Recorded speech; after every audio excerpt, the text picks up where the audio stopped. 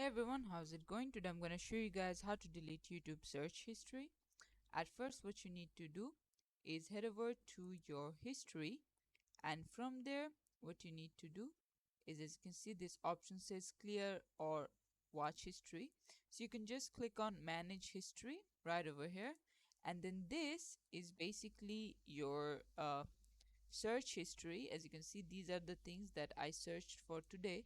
Now you could also select a date, let's say history older than, if we click on today, then as you can see all of this. So you can click on delete this result. As you can see, your activity will be deleted, and you can just click on delete and then click on got it. As you can see, YouTube history is deleted. If I cancel this, I see nothing else, and if I go to my YouTube and click on search, as you can see, nothing comes up, and this is how you can do it. Thanks for watching. Please leave a like and subscribe for more tutorials like this, and I'll see you guys in the next one.